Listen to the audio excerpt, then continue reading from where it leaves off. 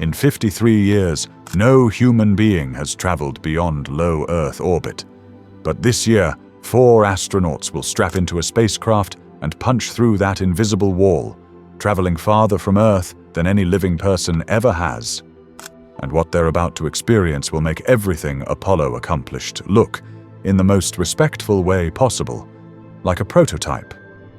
Most people think of Artemis as a repeat, a nostalgia trip, NASA dusting off old blueprints, slapping a new coat of paint on the Saturn V, and retracing footsteps left on the lunar surface half a century ago. That framing is understandable. Same destination, same agency, same stars in the sky. But it misses almost everything that actually matters about this mission. Artemis II isn't a replay. It's a completely different kind of flight, on a completely different kind of spacecraft, carrying a crew that would have been unimaginable to the men who flew Apollo. The gap between what those astronauts experienced and what Reid Wiseman, Victor Glover, Christina Koch, and Jeremy Hansen are about to experience, that gap is not a generation. It's a civilization. Before we dive in deep, if this kind of deep dive into space exploration is what you're here for, you're in the right place. Hit subscribe so you don't miss what's coming next, smash that like button if this one earned it, and drop a comment below telling me, which part of this mission blows your mind the most? The distance record, the Earth eclipse, or the radiation data? I read every single one. Start with the most basic human need: space to exist. When Apollo astronauts crammed into their command module, they had roughly 6.2 cubic meters of habitable volume. That's about the size of a compact car's interior, for 3 grown men for up to 12 days. They couldn't stand. They slept curled in their seats or strapped to walls like luggage. One astronaut described it as living inside a phone booth that someone had also filled with computers. Orion has nearly 60% more habitable volume. That doesn't sound revolutionary until you remember that Apollo astronauts were essentially sitting still for days while their bodies quietly broke down. Orion includes dedicated resistance-based exercise equipment designed for microgravity, because NASA now knows, from decades of station research, that without it, bone density and muscle mass degrade at alarming rates. In deep space, that's not a comfort issue, it's a survival issue. And then there's the bathroom.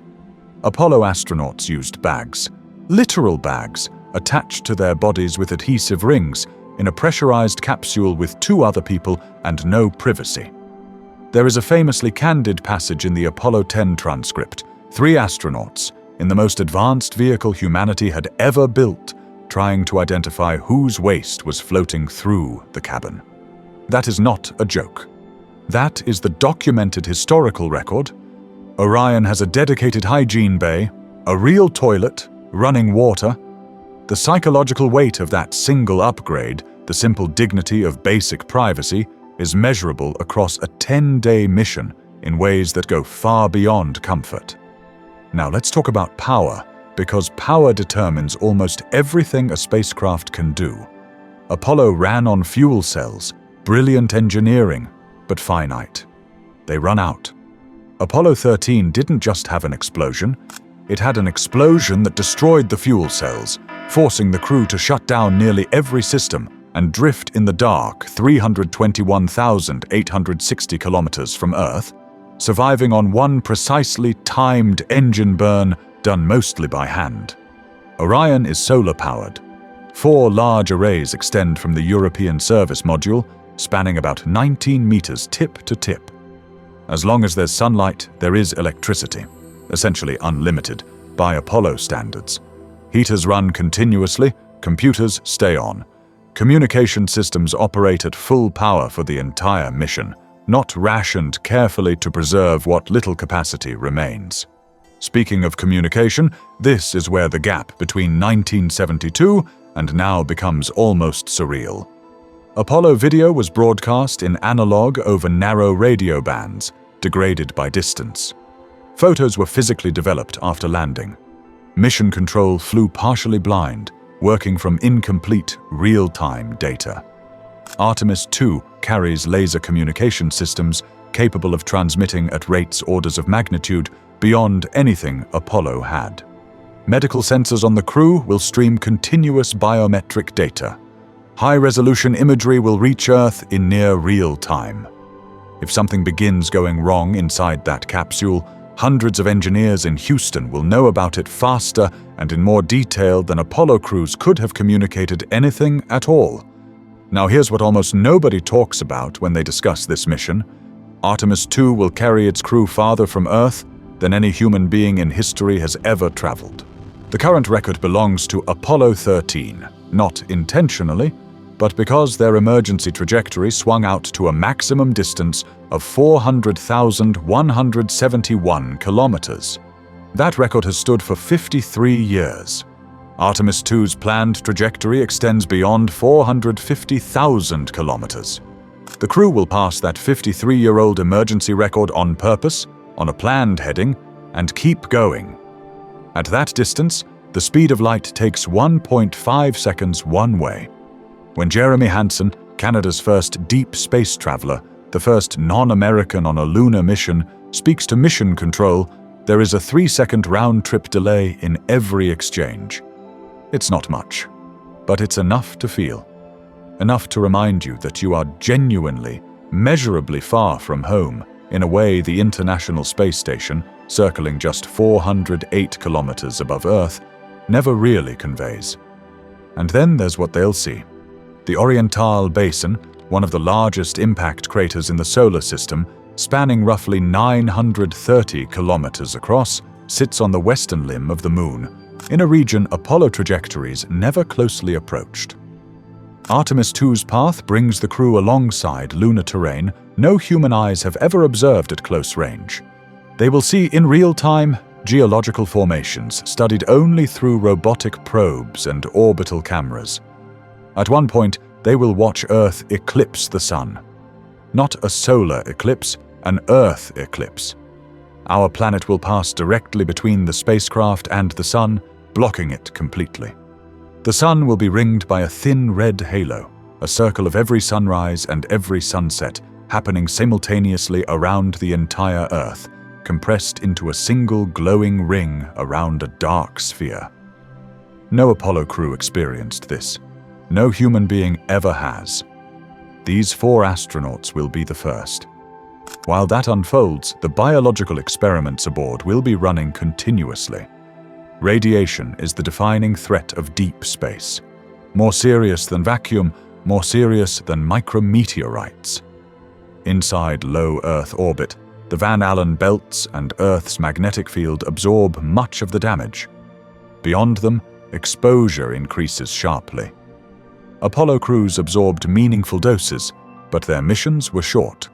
Every hour of Artemis II will be spent beyond that shield, and the mission carries dosimeters, real-time radiation sensors, and biological samples designed to track exactly what deep space does to the human body at a cellular level. That data will directly shape the safety protocols for everything that follows.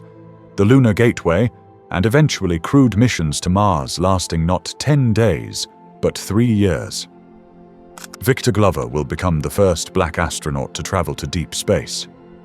Christina Koch, who holds the record for the longest single spaceflight, by a woman, 328 consecutive days, will become the first woman to reach deep space. Jeremy Hansen will be the first non-American on a lunar trajectory since Apollo ended. This is not symbolism, it is data. Male and female bodies respond differently to radiation. Different genetics carry different predispositions. The more diverse the crew, the more complete the dataset, and the more accurately we can predict what deep space does to all of humanity, not just the narrow subset who flew 50 years ago. When the mission ends, Orion will re-enter the atmosphere at roughly 40,000 kilometers per hour, nearly 50% faster than a returning space station crew. The heat shield will reach approximately 2,760 degrees Celsius. After Artemis I's uncrewed flight in 2022 revealed unexpected erosion on that shield, Engineers spent years redesigning and retesting it. This crew will be the first humans to trust their lives to it at those velocities. They will splash down in the Pacific carrying something no astronaut has brought home before. Direct biological evidence of what sustained deep space travel does to a living human body. Here is what gets lost in all the hardware comparisons. Artemis II doesn't land. There are no footprints, no flag, no samples. By Apollo's standards, it's technically less dramatic. And yet it matters more, because this mission is not a destination. It is an argument. It is humanity demonstrating, with 4 people breathing recycled air in the dark between worlds, that we can do this sustainably. That the hardware is designed to evolve, not retire. That this is not another chapter with a predetermined ending.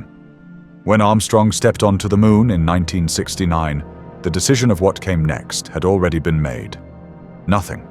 Within 3 years, Apollo was over. For 50 years, the farthest we reached was a station close enough to spot with the naked eye on a clear night. Artemis is the decision to not do that again. The silence out there will be the same silence Armstrong heard. The darkness will be identical. Some things about space don't change, but the humans facing it have. And this time, when they come home, they won't be closing a chapter. They'll be writing the first sentence of the one that matters. Hit subscribe, drop a like if this earned it, and tell me in the comments. Which part of this mission blows your mind the most? Thanks for watching, and I'll see you in the next one.